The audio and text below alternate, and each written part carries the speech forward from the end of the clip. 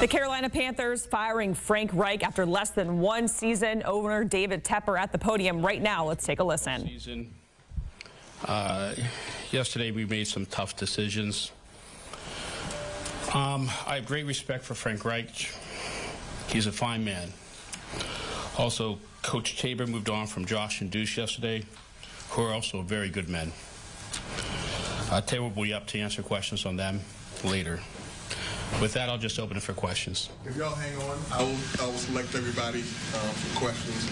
So if you want to raise your hand, take the first question from Dave. You admitted to make some mistakes with hiring him Matt Rule. What was the mistakes in the hiring of Frank Reich? Look, every coach that we've had here has been has had contributions to this organization. Frank has contributions to the organization. Matt had contributions to the organizations. And, quite frankly, if I had my druthers, I'd like to have a coach here for 20 years or 30 years, if I can do that. I'm not going to get into the individual sort of things. You guys can just speculate as to that. We just moved on yesterday, and that's that. Okay, first we'll have Joe Person, followed by Steve Reed. Dave, you guys are 30 and 63 since you became owner. I think it's the second worst mark in the NFL, one of the worst marks in pro sports. You're about to hire your fourth head coach. Do you need to reevaluate the way you do things in terms of, A, maybe using a search firm in this hiring process, but also in how you manage day-to-day operations here? Look, things are constantly evolving. And they'll continue to evolve. And, trying to make things better is what you always try to do. Obviously, that record's not good enough. There's no hiding it. It is what it is, like everything in this sport. Everything's left on the field. Everybody knows what is every week. That record's that record. And like I said, it's not good enough. We're going to self-reflect and make it better.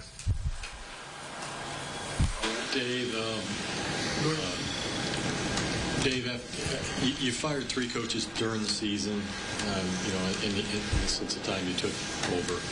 Do you feel like that is going to make it more difficult to get a quality head coach here if you choose to hire someone next year? No. And why? I think that, I don't know, and again, I'm not going to get into it here, but I think that, there are different reasons why different things happened in each case. You guys see, like I said, everything is out in the field. Everything is known over time. And I think people know it, the league knows it, and people in the league know it. So I think that if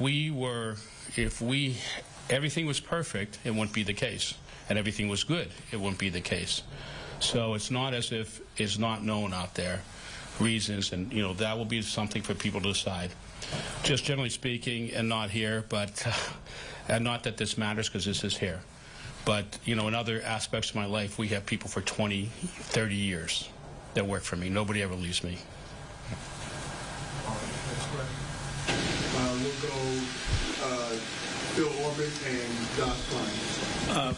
When Matt was hired, you preached patience and kind of a year-over-year evaluation. Frank gets fired 11 weeks in. To what extent was that due to maybe a philosophical shift in how you view timelines for a rebuild or turnaround? Look, as I said, there are reasons for each individual situation. I think you guys, upon your own reflection into looking what happened through the season, can understand that. You're around town, for those that are around town, and can know the reasons.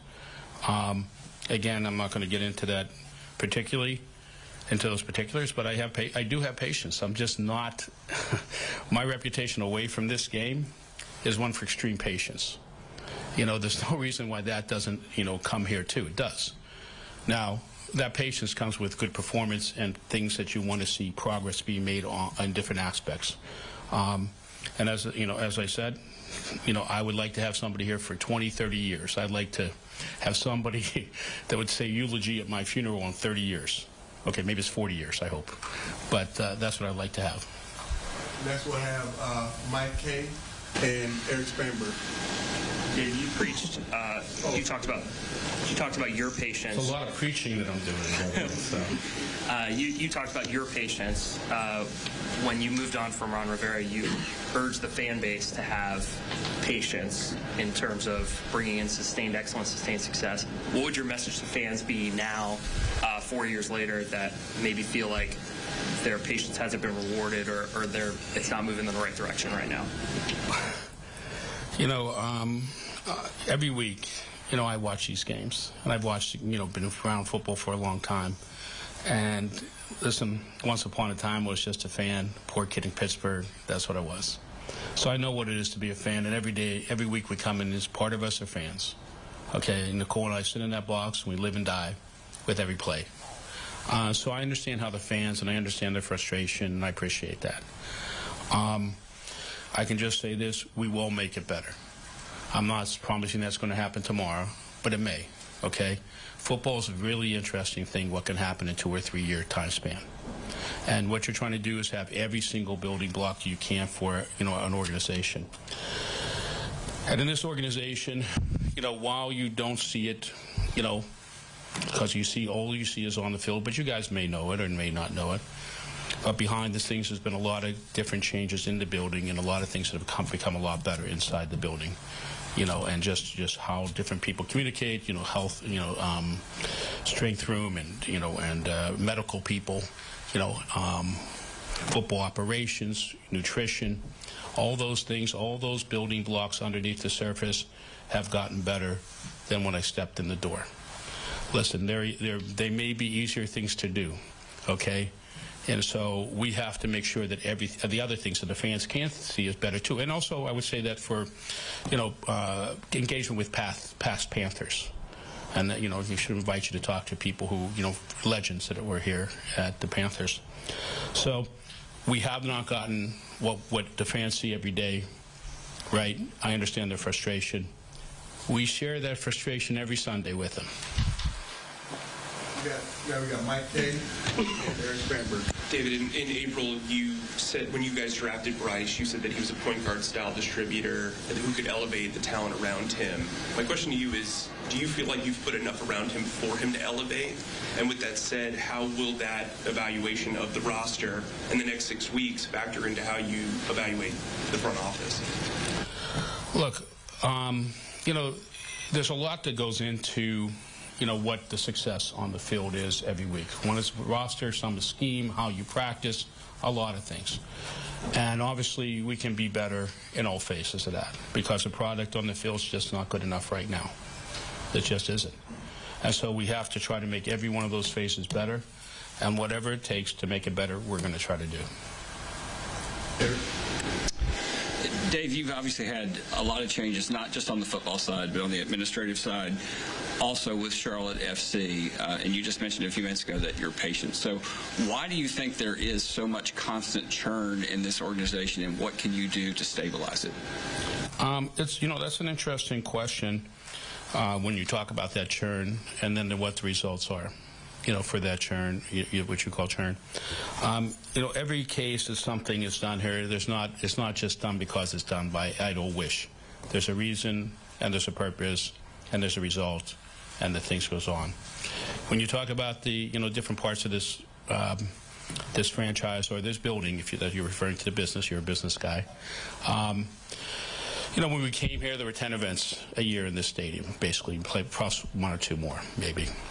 I think we did 42 events last year in this field, not counting high school football that we brought back for the first time in this stadium, and other things like that, other type charity things. So they're not even counting those sort of things, but major type events. Brought soccer to Charlotte. The stands are full. If you were at that last game with Miami, I mean, it was a joyful sort of experience when Messi came to town, and I think the fans were elated in that sort of, you know, in that point. And there have been highs, you know, there's been highs and lows everywhere. Every game is there's some highs, there's some lows. Gano's big kick, you know, when Eric Reid was here for the first game. So there's highs in footballs and other places. But when you look at, you know, since you're asking a business question, I'll answer a business question. When you look at us and how we have and how we do business. And now are we successful in pulling off all these different events we put here? Yeah, we are. And what we've done is really led to higher economic impact for Charlotte. And we look at the future for things like that as things that we might do in the future, whether they're an entertainment venue that may do 80 more sort of small concerts, 3,000 to 5,000 people, that will bring people down there. We'll bring that here. And we think we brought a lot of economic development into the town, and we have. The numbers show it. I mean, you know the numbers. So I don't think that when you look at the management team and you look at the stability of the management team now, we finally, I think we, and listen, you're always trying to make it better. But I think we have a pretty good management team on the business side right now. And we are pulling off pretty seamlessly all these events. All right, thank you very much, Dave. I appreciate it. Hey, right, thank you. This is the last question. Thank you. Yeah. Seriously. David, in terms of he said okay to me. All right, go ahead. Thank you. Appreciate it, Mr. Tepper. In terms of Bryce Young, I want to jump back on what Mike said earlier about Bryce. There's been a lot of reports over the last few days, in fact, that Frank wanted C.J. Stroud. You tipped the scales and said you wanted Bryce Young. Is that true? And then also seeing what C.J. Stroud is doing in Houston, did that make it, the comparisons even that much greater because of what you're seeing in Houston as opposed to here? Just the way our processes go here, and I'll just answer this really plain. On all those decisions, you know, whether it was a head coach, whether it was Bryce, I don't really vote on those decisions until the last piece. Okay, so those decisions are made by, you know, in the case of by the football people. Now, look, everything that's right and everything that's wrong here ultimately is my fault. Okay, I have the final say.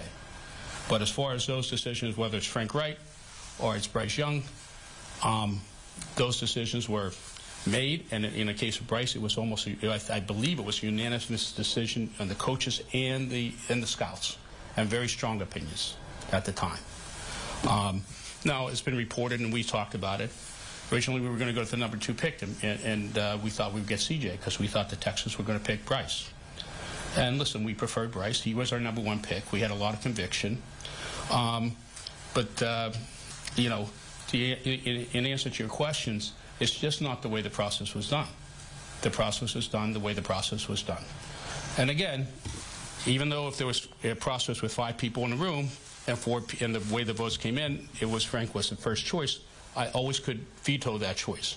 And even if it was Bryce and the votes came in unanimously in this particular case, I could have vetoed that choice. In both cases, I supported both choices. Okay? I'm just going to say that I supported both choices. I supported the coaches. I supported the scouts, their unanimous opinion. And I supported Frank Reich. So whatever's good, bad, or indifferent is ultimately because the buck stops here, and I take full responsibility for everything. But that's the way the process runs. And just one last thing, and I know we're going to go here. As far as Bryce Young is concerned, I cannot say this, you know, for myself, and I think everybody in this building would share this sentiment. We are totally confident in that pick. Okay, I think the people that made that pick first, you know, would be totally confident in that. You know, some of them you could ask. Okay, and I think and for me, I'm totally confident in agreeing with that pick. All right, thank you. Thank you. Dave, you may. If you're just tuning in here on CBS Sports HQ, that is David Tepper at the podium after the 1-10 Panthers fire Frank Reich. Of course, questions coming in about Bryce Young over C.J. Stroud, and Tepper saying, I am confident in the Bryce Young pick. Right now, you're looking at Bryce Young's numbers this season towards the bottom of the ranks in almost every single category: completion percentage, passing yards, passing touchdowns, towards the bottom of the ranks there in the NFL. You're getting a look at the Panthers' upcoming schedule. They now sit at 1-10, the very bottom of their division, and they do have a couple of NFC South rivals coming up on their schedule, starting with the Bucs in Week 13, followed by the Saints and then the Falcons.